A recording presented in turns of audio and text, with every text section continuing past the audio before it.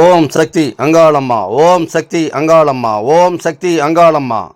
உலகம் பிறக்கும் முன் ஒரு நாடி முன் பிறந்தால், கலியுகம் பிறக்கும் முன் கால்நாடி முன் பிறந்தால், சூரியன் சந்திரன் இல்லாத நாட்டிலே முந்தி பிறந்தால், மூவரை ஈண்டெடுத்தால், செத்து பிழைத்தால், சிவனுக்கே பாரியானால், மாண்டு பிழைத்தால், மறுரூபமான மாயசக்தி எங்கள் ஆதிசக்தி, எங்கள் அங்காள பரமேஸ்வரி. சிவசிவ என்கிற தீவினையாளர், சிவசிவ என்றிட தீவினை மாலும், சிவசிவ என்றிட தேவரும் ஆவார், சிவசிவ என்னை சிவகதிதானே. ஐந்து கரத்தனை யானை முகத்தினை இந்திரன் இளம்பரை போலும் ஏற்றினை, நந்தி மகந்தனை ஞான கொழுந்தினை புந்தியில் வைத்தடி போற்றுகின்றனே. நீங்கள் பார்த்துங்கிறது உலக புகழ்பெற்ற மேல்மலையனூர் அங்காளம்மனை தான் பார்த்துட்ருக்கீங்க. 51 சக்தி பீடங்களில் முதன்மை பீடம், தலைமை பீடம் சொல்லுவாங்க. இதுதான் தலைமை பீடம். அப்படிங்கிறதால எக்கச்சக்கமான கூட்டங்கள் வந்துக்கிட்டு இருக்காங்க. எல்லா மாவட்டத்திலையும், எல்லா ஸ்டேட்லேருந்து எல்லாமே வந்துட்டு இருக்காங்க. இன்றைக்கி பார்த்துட்ருக்காங்க. அமாவாசை ஊஞ்சல் உற்சவம் அம்மாவை பார்க்க முடியாதுன்னு சொல்லிட்டு எக்கச்சக்கமான மக்கள் வந்தபடியே இருந்துகிட்ருக்காங்க. ஆடி மாதம் அதுவும் இல்லாத எக்கச்சக்கமான கூட்டங்கள் வந்திருந்தாங்க அமாவாசை ஊஞ்சல் தாலாட்டு பார்க்கணும்னு சொல்லிட்டு. ஆனால் என்னன்னா, அமாவாசை நைட்டு மழை பெஞ்சிருச்சு, நிறைய பேர் கலைஞ்சி போயிட்டாங்க கூட்டங்கள். ஆனால் இருந்தாலும் நாங்கள் அமாவாசை ஊஞ்சல் வழிபாடு அது எப்பயும் மாம்பழம் ஏற்றுற மாதிரி ஏற்றினா தான். ஏன்னா ஜனங்க நிறைய பேர் சாமி உள்ளே போய் பார்க்கல. அதனால் அம்மாவாவது அந்த மூஞ்சியாவது பார்த்துட மாட்டோமா, அந்த ஊஞ்சல் உற்சவ தாலாட்டியாவது பார்க்க மாட்டோமான்னு சொல்லிட்டு நிறைய பேர் நின்றுருந்தாங்க. அவங்களுக்கு அம்மா அத்தனையும் மழையிலே நின்று அத்தனை பேரும் காட்சி கொடுத்தாங்க. அம்மா பார்த்தாங்க, அத்தனை பேரும் பார்த்துட்டு இருந்தாங்க. ஏன்னா இந்த மாதத்தை ஆடி மாதம் அமாவாசை நாங்கள் கூழ் ஊற்றணும், வர்ணித்தோம். இந்த மாதம் ஏரியில் கோடி போகணும்னு சொல்லியிருக்காங்க. எல்லா மக்களுக்கும் மழை எல்லா இடத்துக்கும் பெய்யும்னு சொல்லியிருக்காங்க. அதனால தான் நீங்கள் பார்த்துருக்கீங்க. நேர்த்திக்கடனாக பாருங்கள், எந்த மாதிரி அக்னி சட்டி ஏந்திரத்தை தான் பார்த்துருப்பீங்க. இது பாருங்கள், அப்படியே ஃபுல்லாகவே அம்மா அப்படியே சுற்றி வளம் அந்த சுற்றி அந்த இது பண்ணி ரெடி பண்ணி அதில் எண்ணெயை ஊற்றி திரி போட்டு ஏற்றிட்டு வராங்க பாருங்கள். நேர்த்திக்கடன் இந்த மாதிரி தான் அவங்கக்கிட்ட தான் அம்மா விளையாடுவாங்க. யாருக்கிட்ட நேர்த்திக்கடன் பக்தி அதிகமாக இருக்குதோ அவங்கக்கிட்ட தான். ஏன்னா இந்த பிரபஞ்சமே அவங்கள சுற்றி தான் இருக்குது. நாமெல்லாம் சாதாரண மனிதர்கள் தான். நம்ம அந்த மனித உணர்வு எதற்காக படைக்கப்பட்டதுன்னா, நம்ம என்ன இந்த வாழ்க்கையை அனுபவிக்க போகிறோமோ அந்த வாழ்க்கை அனுபவிக்க தான் நம்ம பிறந்திருக்கிறோம். இன்றைக்கி நிறைய பேர் நரக வேதனை, கஷ்டங்கள், துன்பங்கள் எல்லாமே அனுபவிச்சுட்ருக்காங்க. அது காரணம் என்னென்னா, அவங்களுடைய அருள் இல்லை. அம்மாவுடைய ஆசீர்வாதம், அவங்களுடைய தெய்வ அருள் இல்லாமல் இருக்குது, குலதெய்வ அருள் இல்லாமல் இருக்குது. ஆனால் இன்றைக்கி நிறைய பேர் கஷ்டப்படுறாங்க. குலதெய்வத்தை கோயிலுக்கே கிட்ட போக முடியாமல் ரொம்ப தடுமாற்றம். போகணுன்னாவே பிரச்சனை, போக முடியல, கஷ்டங்கள், வீட்டில் பல துன்பங்கள். இது காரணம் என்னென்னா, தெய்வ அருள் இல்லாதவங்கள்லாம் அவ்வளோ கஷ்டப்படுறாங்க. தெய்வ அருள் இருக்கிறவங்க நிம்மதியாக சந்தோஷமாக இருந்துட்டுருக்காங்க. ஏன்னா அவங்களுக்கு பண தேவைகள் கிடைச்சா போதும், இந்த ஓரளவு கிடைச்சா போதும். நமக்கு இப்போ சொத்து சுகம் நிறைய இருக்கணும் நான் எதிர்பார்க்கல. இந்த உலகத்தை ரசிக்கணும், ஜாலியாக இருக்கணும், நம்ம என்ஜாய் பண்ணணும். அதுக்கு என்னென்ன வேலைகள் இருக்கோ அத்தனை வேலைகளும் அவங்களுக்கு அத்தனை அம்சமும் கிடைக்குது. நிறைய பேருக்கு அம்சம் இருந்தாலும் அதை அனுபவிக்க முடியாது. நிறைய நீங்கள் பார்த்துருக்கலாம். இன்றைக்கி நிறைய பேர் நோயில் வாடிக்கிட்டு இருக்கிறது, பிரச்சனை சந்திக்கிறது, எக்கச்சக்கமாக பார்க்கும்போது நமக்கே பரவாயில்ல அப்படின்ற மாதிரி நினைக்கணும். ஏன்னா எந்த மாதிரி இருக்கிறாங்க, நாம் என்ன அனுபவிச்சுட்ருக்கோம் அப்படிங்கிறதெல்லாம் பார்க்கணும். இன்றைக்கி நிறைய பேர் பார்க்குறதில்ல. எல்லாமே பார்த்திங்கன்னா கஷ்டப்படுறாங்க. இந்த உலகத்தில் நம்ம பிறக்கும் போது ஒன்றும் எடுத்துகிட்டு வரல, வெறுங்கையோடு தான் வரோம். போகும்போது எதையுமே எடுத்துகிட்டு போகிறதில்ல. ஆனால் இடைப்பட்ட லைஃப்பில் நம்ம நினச்சி நிறைய பேர் என்னென்னா, நம்ம பெரிய ஆள் ஆகலாமா, பெரிய ஆள் ஆகணும், நம்ம எதை சம்பாதிக்கணும், அதை சம்பாதிக்க சொல்லிட்டு ரொம்ப கஷ்டப்பட்டு மனவேதனை உளைச்சலில் ஆளாகிறாங்க. முதல்ல நீங்கள் புரிஞ்சுங்க, நீங்கள் இந்த பிறவி எடுத்தது எதுக்காக நம்ம பிறவி எடுத்துக்கிறோம், நம்மளுடைய பிறவியுடைய நோக்கம் என்ன அப்படிங்கிறத நம்ம தெரிஞ்சுக்கணும். ஒவ்வொருத்தரும் பார்த்திங்கன்னா, ஏன்னா இன்றைக்கி முதலாளி ஸ்தானத்தில் இருக்கிறவங்க ஒரு சிலர் தான் முதலாளியாக முடியும், ஒரு சிலர் தொழிலாளி, ஒரு சிலர் கூலி ஆள், எல்லாமே தனியாக டிஃப்ரெண்ட்டாக எல்லாருமே மனிதர்கள் அந்த மாதிரி தான் இருக்கிறாங்க. அப்படி தான் குணாதிசயங்கள் கொடுத்துருக்கு. அந்த அருளை அப்படி தான் கொடுத்துருக்கோம். நீ வேலைக்காரனாக இருக்கிறோம், எஜமானாக ஆசைப்பட்டீங்கன்னா அடிபடுவேன். அதுதான் பிரச்சனை சந்திக்கிறவங்க. நீங்கள் யார், இந்த உலகத்துக்கு என்ன ஆளாக இருக்கிறீங்கன்றது ஃபஸ்ட் நீங்களுடைய தரத்தை பிரிச்சுக்கணும். முதல்ல சிம்பிளாக ஒரு தொழில் செய்யுங்க. தொழில் செய்யும் போதே அதனுடைய டெவலப்மெண்ட் என்ன மாதிரி இருக்குன்னு பாருங்கள். ஏன்னா ஜீவனாம்சம் தான். அந்த ஜீவனாம்சம் நீங்கள் பணக்கார ஆகிறதும் ஏழை ஆகிறதும் நம்ம இறைவனுடைய அருள் இருந்தால் மட்டும்தான் வர முடியும். ஏன்னா இறைவனுடைய அருளும் ஆசீர்வாதம் இருந்தால் மட்டும்தான் நம்ம நினச்ச இடத்துக்கு போக முடியும். ஏன்னா நம்மளுக்கு விதைச்சிட்டா அது எவ்வளோ தூரம் வளர முடியுமோ அவ்வளோ தூரம் தான் வளர முடியும். உயர பறக்க முடியாது. ஓகேங்களா? அது நிறைய நம்ம புரிஞ்சுக்கணும். ஏன்னா இதுக்கு வந்து இவ்வளோது அம்சம் தான் இருக்குது, இது இவ்வளோ தான் வளரும் அப்படிங்கிற மாதிரி. அதான் கடுகு சிரித்தாலும் காரம் போகாதுன்னு சொல்லுவாங்க பாருங்கள். சின்னதாக ஒரு அரச மரத்தோட விதை பார்த்திங்கன்னா சின்னதாக தான் இருக்கும். அந்த இறைவன் கொடுத்தது சின்ன விதை தான். பலாமரம் பாருங்கள், பலாமரத்தோடைய விதை வந்து பெரிய. ரெண்டுத்துக்கும் பார்த்தீங்கன்னா என்ன தெரியும் வித்தியாசம்? இவ்வளோ பெரிய விதை வந்து அது அவ்வளோ தூரம் தான் வளர முடியுது. அதுவே பார்த்தீங்கன்னா அந்த அரச மரத்தோட விதை வந்து கடுகளவு தான் இருக்குது. அதனுடைய சக்தி எங்கே இருக்குது, அதனுடைய சக்தி எங்கேருந்து எடுத்தது அது மரம் பார்த்திங்கன்னா வருஷக்கணக்காக ஆண்டு கணக்காக வளர்ந்துட்டுருக்கு, பெரிய அளவுக்கு வளருது. இதெல்லாம் நம்ம நிறைய அந்த இறைவன் எப்படியெல்லாம் படைச்சிருக்கான்ற விஷயத்தையும் பார்க்கணும். அதேமாதிரி பார்த்திங்கன்னா ஒரு மரத்தடியில் படுக்கிறோன்னு வச்சுக்க, பலா மரத்து அடியில் படுத்திருந்து அந்த பழம் விழுந்தால் என்ன ஆகும்? அதே அரச மரத்தை அடியில் படுத்திருந்து அந்த அதனுடைய பழம் விழுந்தால் என்ன ஆகும் நினச்சி பாருங்கள். இதுக்கு எல்லாமே வித்தியாசப்படுத்தி கொடுத்துருக்கான் இறைவன். வந்து என்னென்ன மாதிரிலாம் எப்படி படைக்கணும் அப்படிங்கிற மாதிரி படைச்சிருக்கிறான். அந்த இயற்கை யாருமே ரசிக்கிறது கிடையாது. நிறைய பேர் பார்த்திங்கன்னா பிரச்சனை இருக்குது அப்படிங்கிற மாதிரி தான் வாழ்க்கையை வந்து ஓட்டிகிட்டே போயிடுறாங்க. நீங்கள் யார்? நீங்கள் வந்து முதலாளியா, தொழிலாளியா, இல்லை வந்து கடைநிலை ஊழியரா, என்ன ஏது? அந்த அந்த இடத்துக்கு தான் நம்ம போராட முடியும். அதுக்கு அந்த இடத்துக்கு தான் வர முடியும். நம்ம பெரிய அளவுக்கு ஆசைப்படணும்னு சொன்னால் மேலேருந்து கீழே விழுந்து அடிபட்டு நிறைய பிரச்சனைகள். இன்றைக்கி பார்த்தீங்கன்னா ஒரு சிலர் பார்த்தீங்கன்னா, சார் நான் தொழில் தொடங்கினேன் சார், எனக்கு வந்து உடனே லாஸ் ஆகிடுச்சு சார்னு சொல்லுவாங்க. அது ஆரம்ப ஸ்டேஜ்னு நினச்சிங்க. ஏன்னா வந்து பெருசாக போய் லாஸ் பண்ணாமல் இது இறைவனே தடுத்துருவான். நீ வேண்டாம், இந்த தொழிலுக்கு உனக்கு லாக் இல்லை. ஏன்னா நான்லாம் அனுபவித்து கஷ்டப்பட்டு இன்றைக்கி உங்ககிட்ட சொல்லிகிட்டு இருக்கேன்னா என்னுடைய வாழ்க்கையில் நடந்த சம்பவங்களை தான் நான் சொல்லிகிட்டு இருக்கேன். நம்ம சொல்லியிருக்க இந்த கோயிலே வந்து மீனவருடைய சமுதாயத்தை தான் இயங்கிக்கிட்டு இருக்குன்னு தெரியும் உங்களுக்கு. ஏன்னு சொன்னால் என்னுடைய வாழ்க்கையில் நடந்த சம்பவத்தை சொல்கிறேன். ஏன்னா எனக்கு வந்து முதலாளி ஸ்தானம் தான் கொடுத்துருக்காங்க. நான் தொழிலாளியாக பண்ண முடியாது. தொழிலாளியாக பண்ணணுன்னா அதில் வாழ்க்கையில் பார்த்திங்கன்னா சரி பெரிய வாழ்க்கையே போராட்டமாக இருக்கும். இது காரணம் என்னன்னா நான் ஒரு கதையை சொல்கிறேன் பாருங்கள். நான் வந்து மீன் எடுத்துக்கிட்டு போகிறேன். மீன் எடுத்துக்கிட்டு ஒரு வண்டியில் ஒரு 2-3 பேர் எடுத்துக்கிட்டு வண்டியில் ஏற்றிக்கிட்டு, ஏன்னா மீன் வண்டியை எடுத்துக்கிட்டு அந்த வியாபாரத்துக்கு போகிறேன். வெளியில் போகிறேன். ஞாயிற்றுக்கிழமை மீன் உயிரோடு எடுத்துகிட்டு போகிறேன். போய் பார்த்தா 1 கிலோ கூட விற்கல. 1 கிலோ விற்கலை. 3 பேர் இட்டுட்டு போயிட்டு வியாபாரம் பண்ணுறதுக்கு லைனை சுற்றிட்டு அதுக்கப்புறம் வந்துட்டேன் நான். என்னடா இது, ஏன் வாழ்க்கையில் நம்மளுக்கு 1 கிலோ கூட விற்கலையே? ஏன்னா ஞாயிற்றுக்கிழமை மீன் உயிரோடு இருந்தால் என்ன மாதிரி வியாபாரம் பண்ண முடியும்னு உங்களுக்கு தெரியும். எனக்கு வியாபாரமே ஆகலை. அப்போ தான் நினச்சேன், இதுக்கு என்ன காரணம், என்ன ஏன் நமக்கு விடலைன்னு சொன்னால், நீ வந்து சின்னதுக்கு ஆசைப்படாத, உனக்கு வந்து அந்த தகுதி இல்லை. ஏன்னா அது ஆரம்பத்திலே கடுத்துடும், நம்மளை தடுத்து நிறுத்தும். அதாவது ஜீவன், அதாவது அந்த கடவுளுடைய அம்சமே அதான். ஆரம்பத்தில் நீ இதுக்கெல்லாம் ஆசைப்படாத சொல்லிட்டு கட் பண்ணிடுது. சரி பரவாயில்ல, இது நமக்கு இந்த தொழில் நமக்கு செட் ஆகலை அப்படின்னு சொல்லிட்டு தூக்கி ஓரம் கட்டிட்டேன். அதே மீன் தொழிலை ஹோல்சேல் பண்ணுறேன். ஹோல்சேல் பண்ணும்போது என்னன்னா பிரம்மாண்டமாக போயிட்டுருக்கு. என்னை எதிர்த்தக்கூடிய ஆளே இல்லை அங்கே. இந்த இடத்துல யார் போட்டி போட்டாலும் அதை ஜெயிச்சுட்டு வரேன். அங்கே மார்க்கெட்டில் யாருமே ஒருத்தருமே கிடையாது. ஏன் சொல்கிறேன்னு சொன்னால், அந்த இடத்துல தகுதி தரம் எல்லாமே எனக்கு மேலே அந்தஸ்து எல்லாமே உயருது. நான் சின்னதாக ஆசைப்பட்டேன், அந்த ஆசைப்பட்டது எதுவுமே உனக்கு செட் ஆகலை. அது எல்லாத்தையுமே தூக்கி ஓரம் கட்டி தான் நீ பலவித தொழில்கள்லாம் பார்த்துட்டு தான் இப்போ நான் இன்றைக்கி அம்மாவுடைய இடத்துல தலைமை பூசாரியாக தலைமை பீடத்தில் உட்காந்து இன்றைக்கி உங்கள்கிட்ட நான் பேசிகிட்டு இருக்கேன்.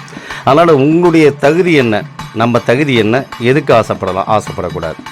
நம்ம தகுதியோடு அதை நிறுத்திக்கணும். அது இப்போ மேல் ரேஞ்சு போச்சுன்னா அதில் தான் அடிபடுறதுக்கு காரணமே. நிறைய பேர் பார்த்திங்கன்னா அதுக்குள்ள ஒரு சிலர்லாம் பார்த்திங்கன்னா ஒரு பெட்ரோல் பங்க் வச்சுருப்பாங்க, 10 பெட்ரோல் பங்க் இருக்கும். ஒரு கல்யாண மண்டபம் கட்டியிருப்பாங்க, 10 கல்யாண மண்டபம் அவங்க வச்சுருப்பாங்க. ஒரு டூரிஸ்ட் ஒரு ட்ராவல்ஸ் வண்டி ஓடும், 10 வண்டி ஓடிக்கிட்டு இருக்கும்.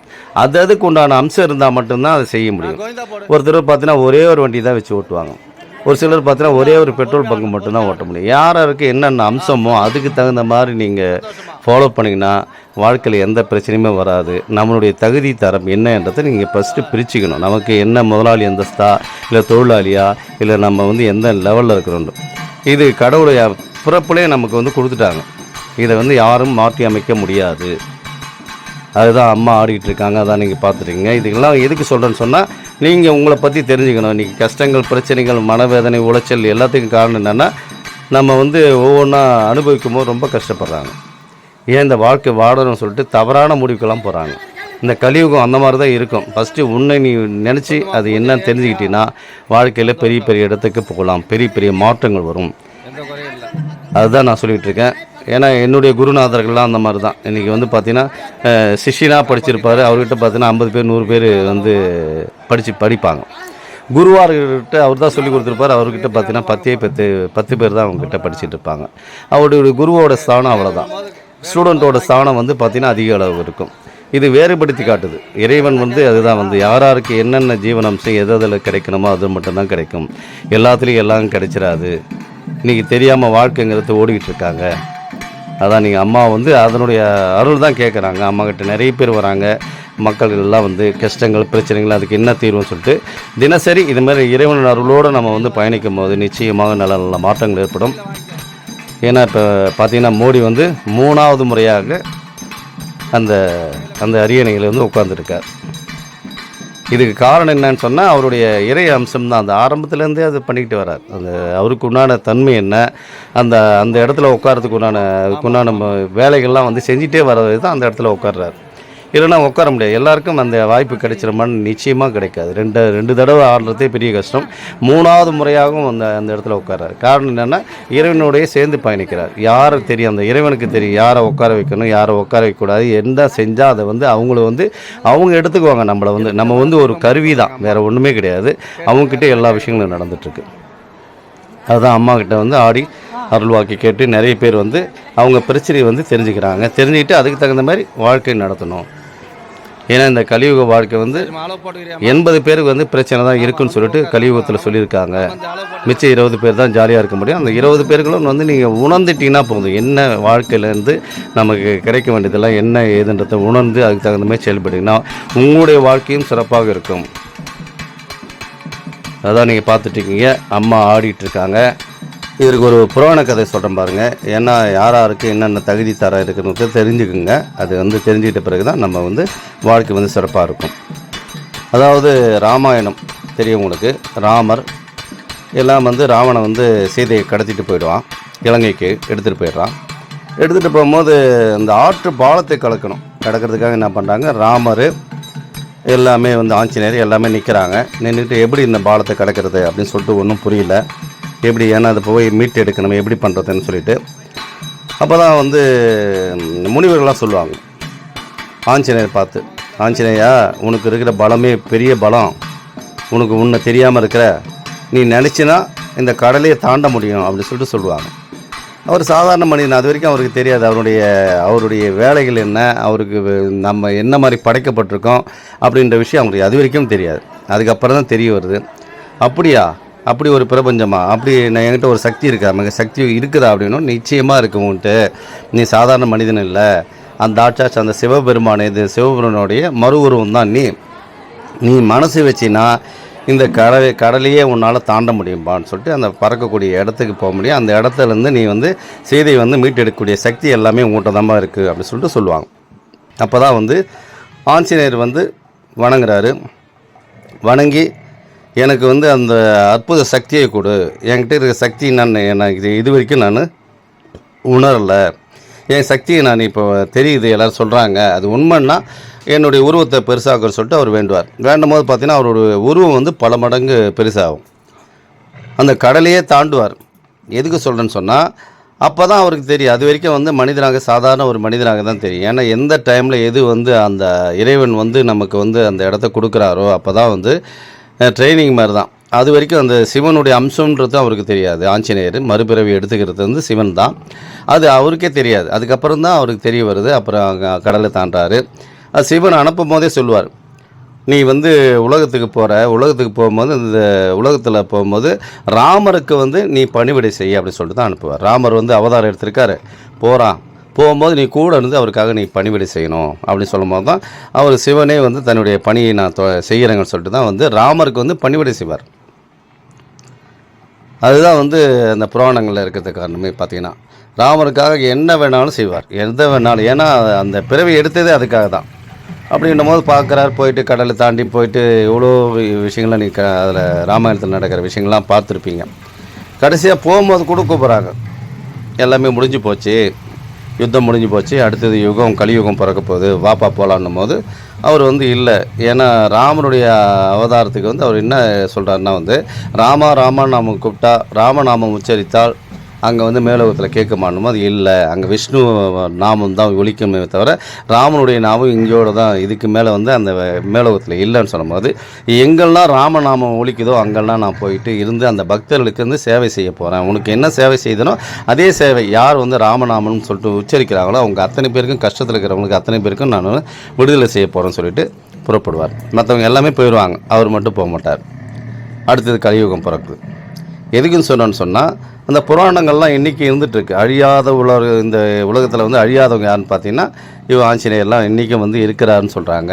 அதனால தான் ஆஞ்சநேயருக்கு வந்து வழிபாட்டு அந்த இதெல்லாம் வந்து அவருக்காக படையல் போட்டு அதுக்காக நம்ம என்ன ராமநாமம் உச்சரிக்கிறோமோ அதுக்குண்டான பலன் நிச்சயமாக கிடைக்கும். மந்திரங்கள்லாம் அதுக்குண்டான மந்திரங்கள், அதுக்குண்டான வழிபாடு முறைகள் எல்லாமே இருக்குது. இந்த பிரபஞ்சம் வந்து அவங்களால் உருவாக்கப்பட்டது தான், இறைவனால் உருவாக்கப்பட்டது தான் இந்த பிரபஞ்சமே. இந்த பிரபஞ்சத்தில் நாம் எல்லாமே ஒரு கருவிகள் தான். இங்கே நான் பெரியவன் நீ பெரியவன்னா யாருமே பெரியவங்க கிடையாது, எல்லாமே அவங்க தான் பெரியவங்க. அவங்க நினச்சா நம்மளை வந்து உயரத்துக்கு கொண்டு போக முடியும், நம்ம வந்து ரொம்ப பாதாளத்தில் தள்ளவும் முடியும். அதனால் வந்து இறைவனோடு சேர்ந்து பயணிங்க. இது என்னோடய 100வது வீடியோ. அதனால தான் வந்து அடுத்த பதிவுகள் வந்து மேல்மலையனூர் அங்காளம்மன் டிவின்னு சொல்லிட்டு புதுசாக வந்து ஓப்பன் பண்ணுறேன். இதுக்கும் எனக்கு வந்து நிறைய ஆதரவு கொடுங்க. தினசரி பதிவுகள் வந்தபடியே இருக்கும். அதுக்காக தான் இந்த சேனல் புதுசாக ஒன்று ஓப்பன் பண்ணுறேன். அது வந்து தினசரி பதிவுகள் வந்தபடியே இருக்கும். ஏன்னா அமாவாசை ஊஞ்சல் வருஷம் எப்போ இன்னும் எதுன்னு நிறைய பேர் ஃபோன் பண்ணுறாங்க, அமாவாசை டைமில் கேட்குறீங்க.